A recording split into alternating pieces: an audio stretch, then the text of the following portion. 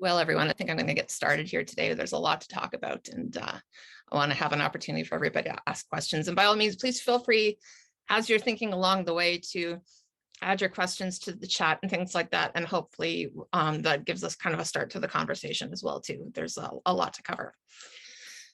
It seems like all of you know me at one point or another. I work with Ken Child as well as Kids Brain Health Network through the Family Engagement and Research course, and I work as a research engagement strategist. And today, this conversation kind of came out of a lot of expression of interest and need from our students as well, too, and thought that we'd open it up to other people to have a kind of a further conversation about some of the aspects and experiences that I've had as well in terms of various aspects of policy, things I've learned in university and things like that.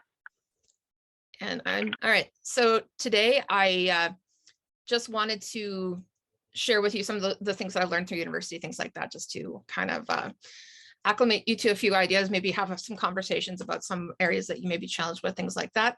And I also know that a lot of you guys work either between as parents or as people in research as well, too.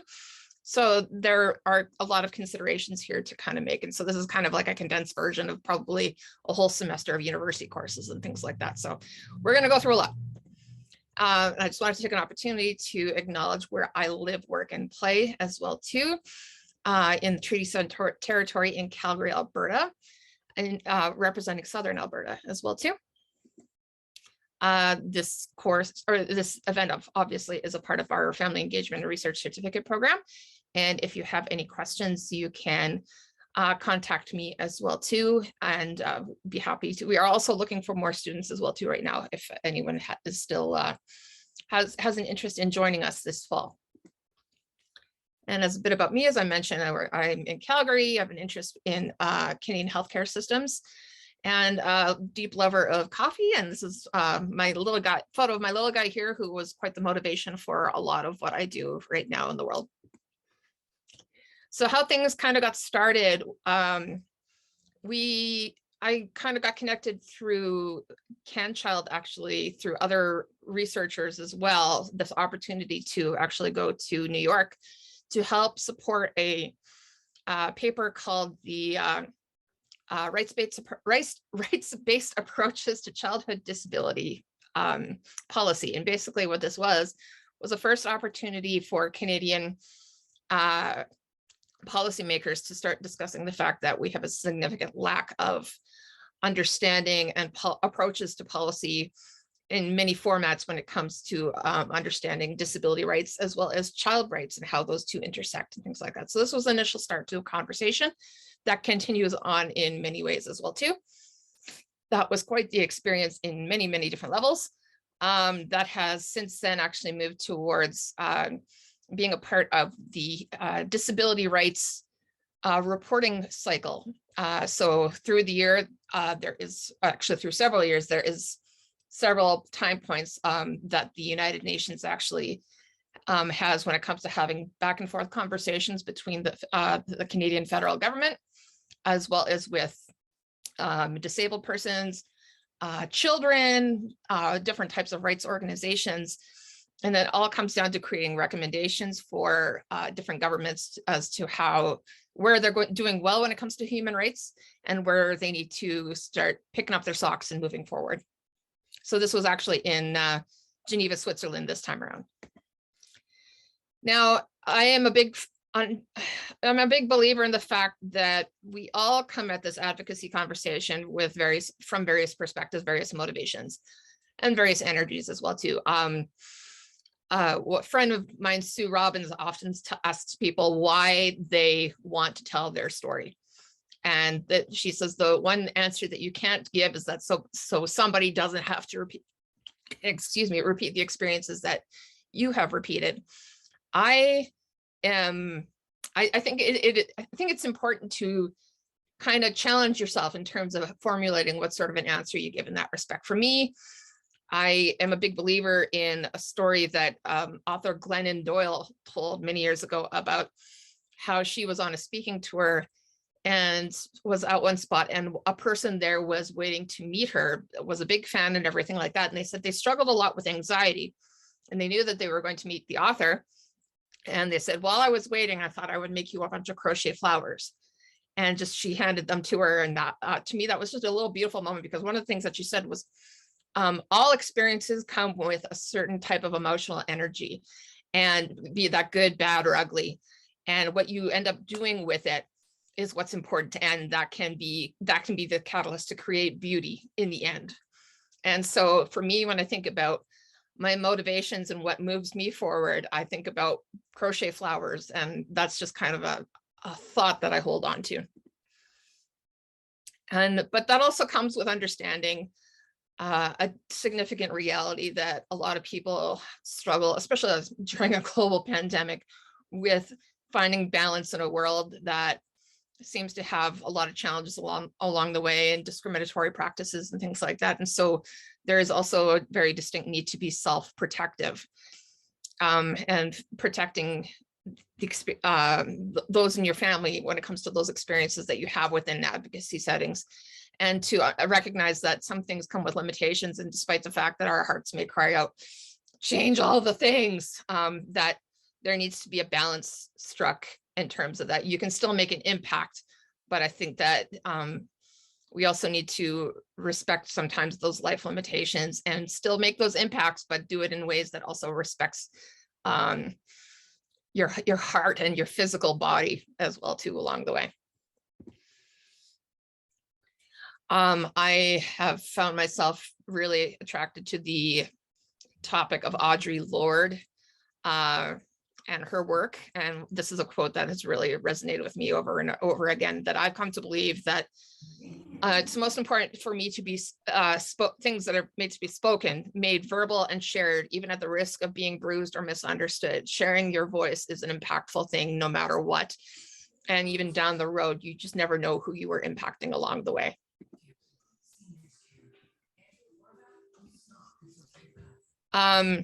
And part of the challenge ahead, obviously, of course, is that we have a system that continues on, and we talk about this a lot in the family engagement and research course, is that there's still some advocacy that lies within these circles, saying that people with lived experience still struggle sometimes to find their space in the world. When it comes to understanding that you do have a right to a seat at the table. And sometimes that's a bit of a struggle to find a selling point with people who have not been won over to that subject. And so that becomes a bit of a barrier as well too. And as I mentioned as well too with today, that this topic is going to be ginormous, and that your advocacy needs will be unique comparative to somebody else here in the room. But I also want to say that many of these details aren't just my experiences, they reflect realities that you might not have been aware of. So this conversation risks sometimes potential disagreements, but that is entirely okay as well too.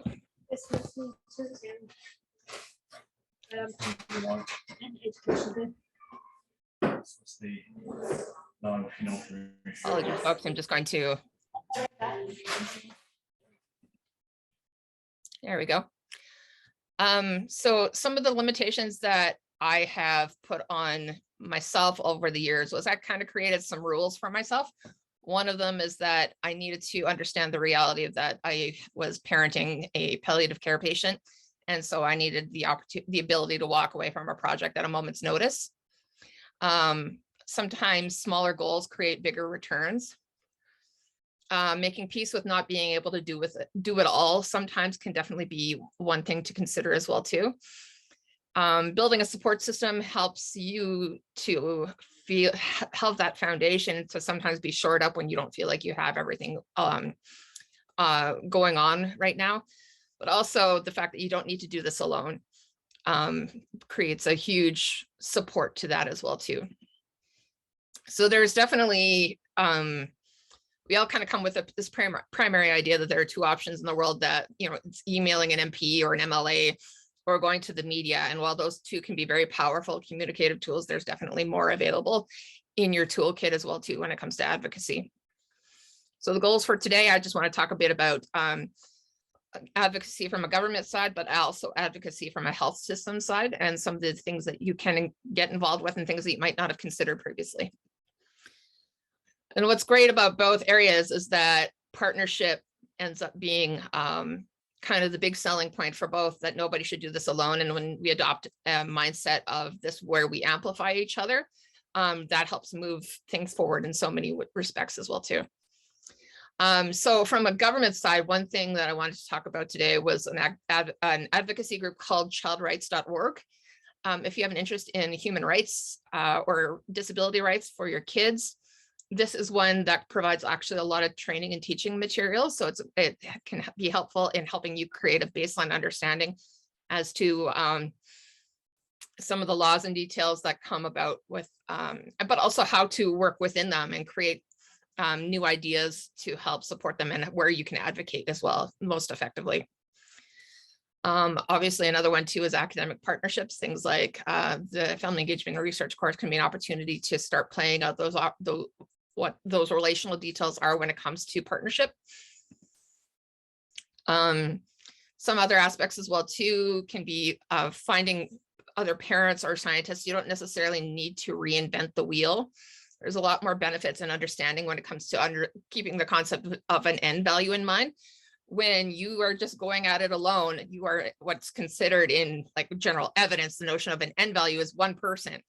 But when you create a larger population, your end value is even 10 or 20, 100 people. Many hands makes lighter work as well too. And that's the old adage is very successful in that way. But when it comes to the notion of influencing policy, this is something I actually got from my epidemiology class. And I think this is actually a really great breakdown. And I will be sharing this on link share as well too. You should get an email from Eventbrite sometime tomorrow, where you will have all these notes for you. And so it won't be so much of a challenge to feel like you have to write everything down today.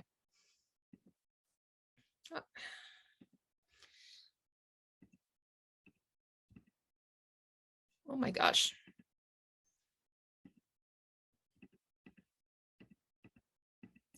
I apologize. This is coming to a point. Oh my gosh, here we go. Let's get back to where this was. My thing was skipping over a whole bunch of other ones.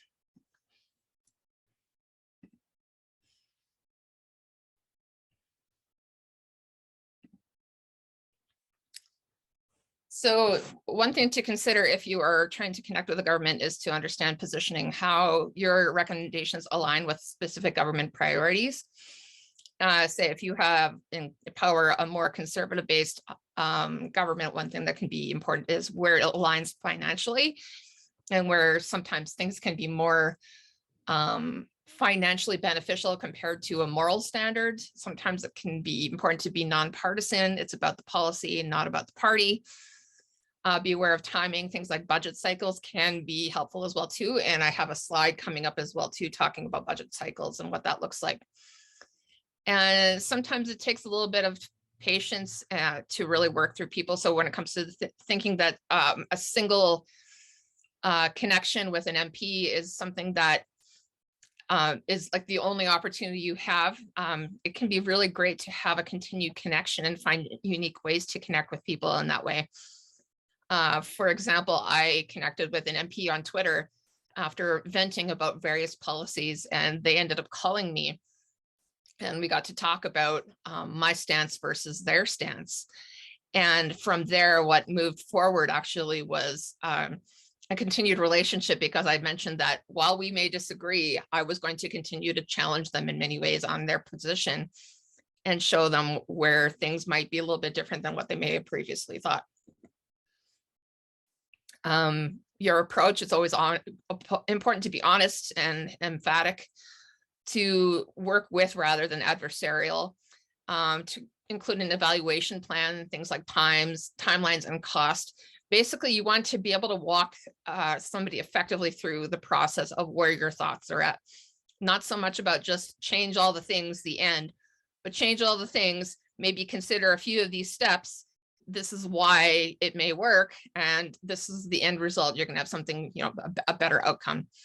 But also another key thing that they mentioned in the class was that ministers do not like to be surprised. So if you lay out that information for them, even in hard copy, you have a greater benefit, greater foundation to work from. Using evidence to demonstrate can be very important as well too. And a lot of these details kind of talk about different places that you can draw from, opinion polling, statistics, things like that. Some of these you don't even necessarily need to have like an official study on. Even things like a survey monkey from a large body of people that you may support or work with can be very helpful as well too. And it kind of helps them to understand exactly what the demand is on a specific subject. Telling a story and painting a picture, I think that we also need to provide an opportunity for kids to have space in the advocacy circle as well too. And this is just a short video as to why I am a firm believer in that fact.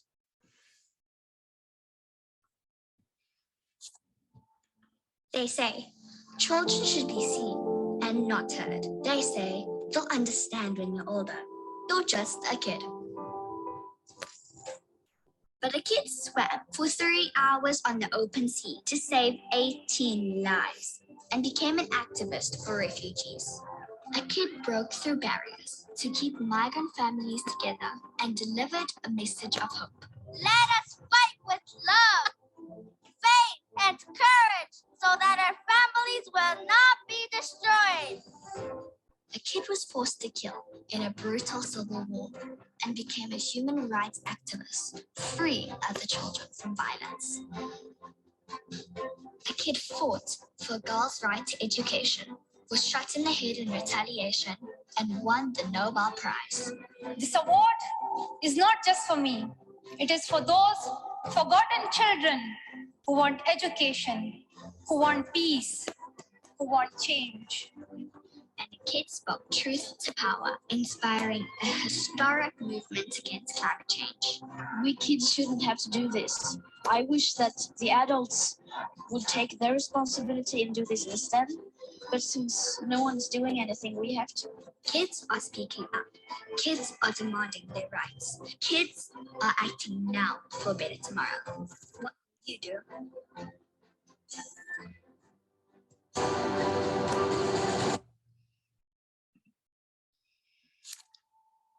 They say children should be seen and not heard. They say. Well, kids do cool stuff, hey?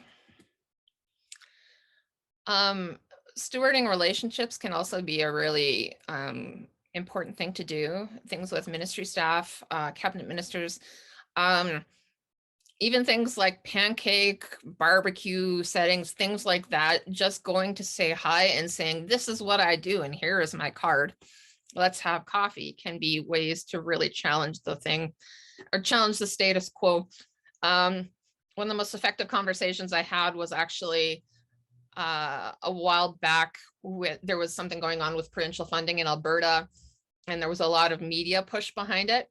I wrote and said, I bet you have got a lot to talk about in this respect. And I wanted to share with you some of my thoughts on solutions, because this is the background that I have, and this is information that I think may be valuable to you in this context. What they ended up doing actually was that week I got to have coffee with that person and talk a lot about where they might have had knowledge gaps in the past and where they need to consider shifting their focus. And that actually produced a very excellent long-term connection in that way, is because when you become that bastion of it for information, that helps them to see you as someone that can be you can easily connect with and help to kind of feel that possibility of change. Briefing notes is also a really great practice to consider. I highly recommend the idea of trying to think about whatever key point that you are looking to consider and writing about it in 3 pages or less. How would you work through all of these processes that you see here, the problem, the context, proposing a solution in that amount of time? The more that you can keep it short, concise, and informative, the greater chance that it's actually going to be read. And in terms of making an impact, I just wanted to share this story from a while back that let it be said that even a few really well-focused people can change the world. Spain was found to have violated the inclusive right to education for children with disabilities, and that actually took 4 people to get it done. well, I know that that's for people who did a lot of work. Just know that it is possible that you can feel change and that it does happen and that amazing stories can come about in that way.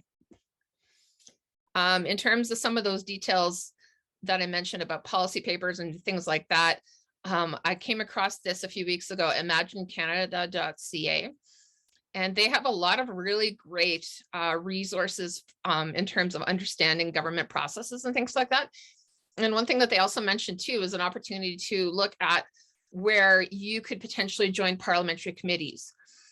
Part of that comes with when you're on social media platforms. A great way to kind of connect with some of the processes is to start following government organizations or offices on places like Twitter, but also getting involved in their newsletters, because they are always looking for people who have an interest in a committed area or theme, in people who might have strength in creating budget submissions for certain things.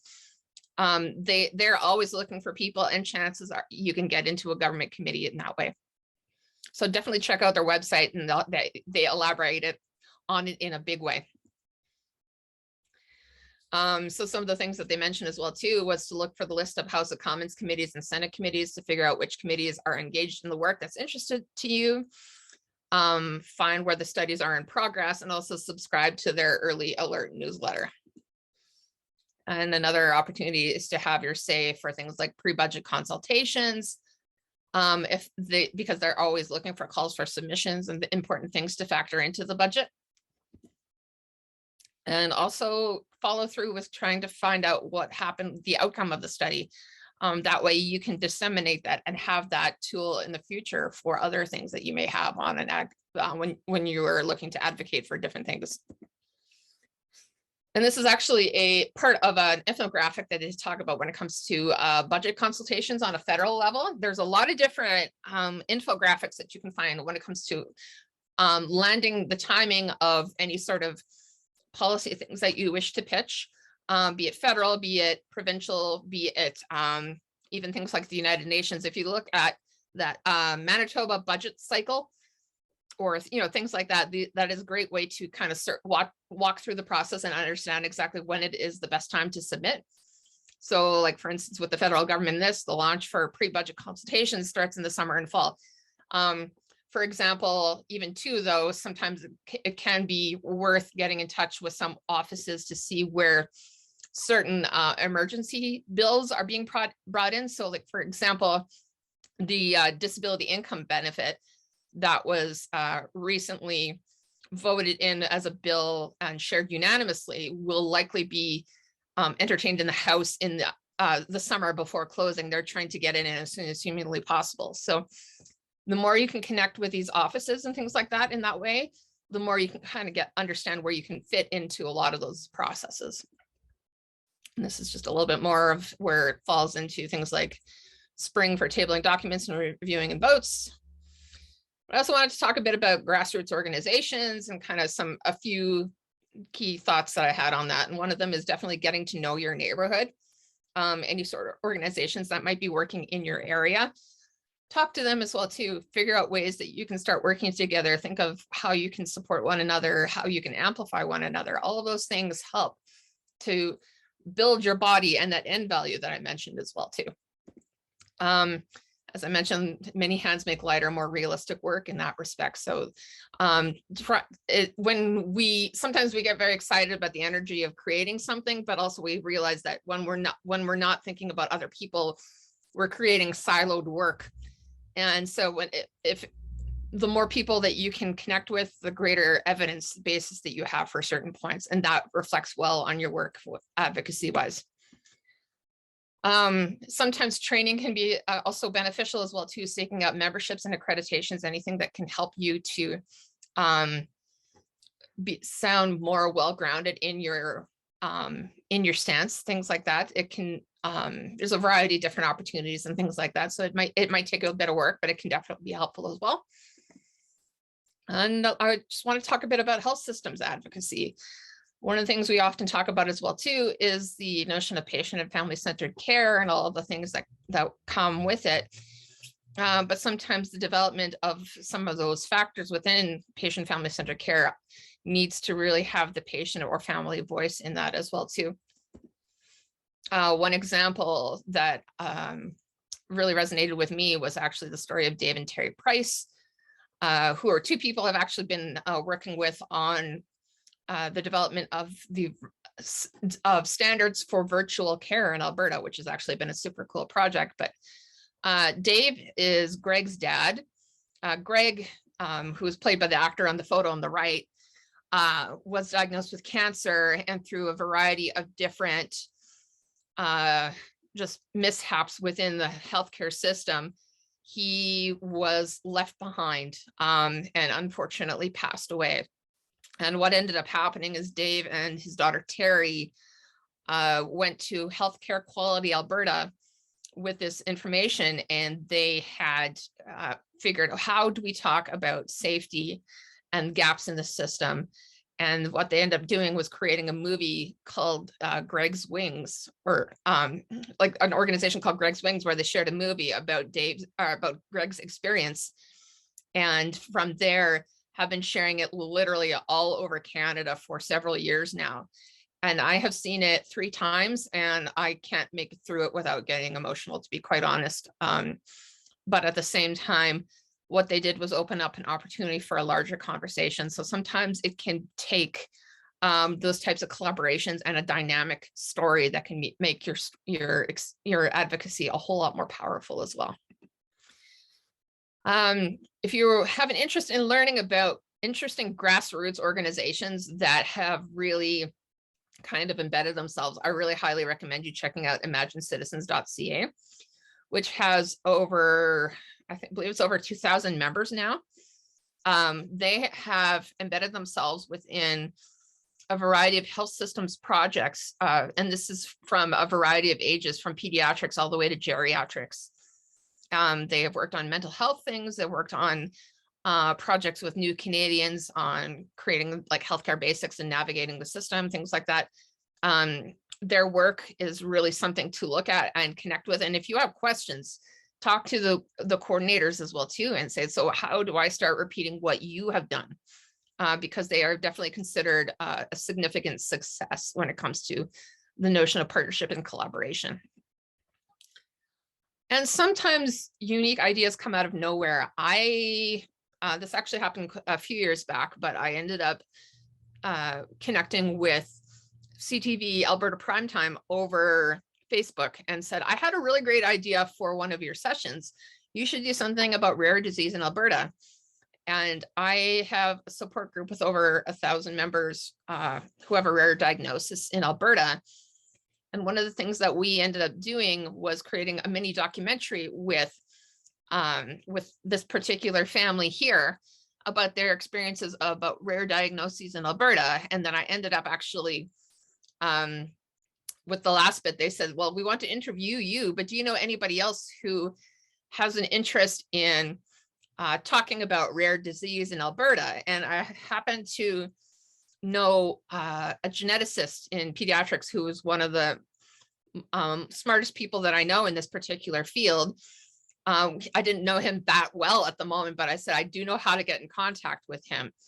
And we ended up being interviewed on TV together afterwards. What was really funny about it afterwards is I said, yeah, that went really great. And he says, yeah, that did. I have no idea how I got here. And I kind of put my hand up sheepishly and said, it was me. And what ended up happening from that was actually a conversation about goals that we had on rare disease and things like that, and about how we envisioned that changing in the future. And what he had actually asked was we started participating on a study together and considering what sort of ideas that we could foster in the future with that.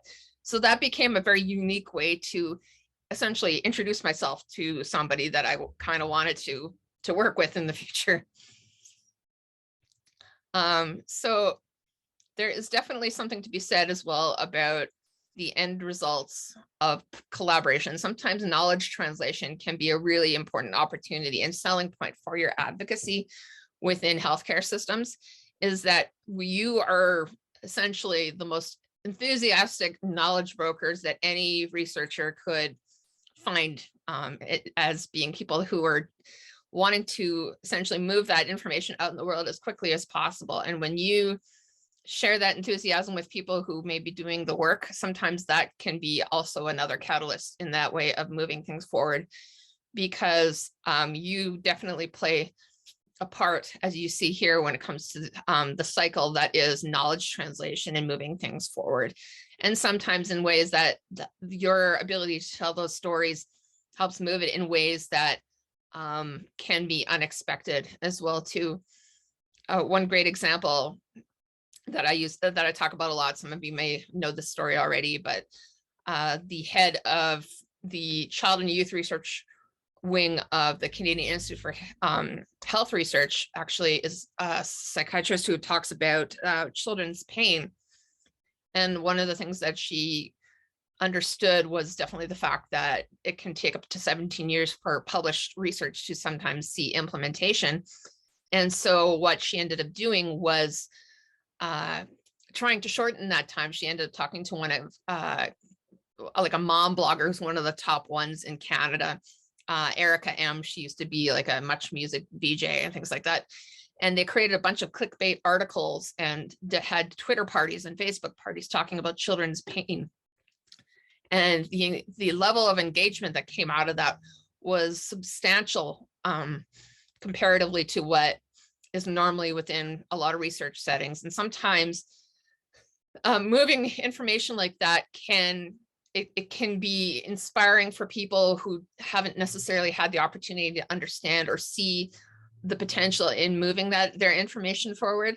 They just need your energy. That can also be another aspect of moving a lot of advocacy forward, is just help letting people know that you're there and ready to support.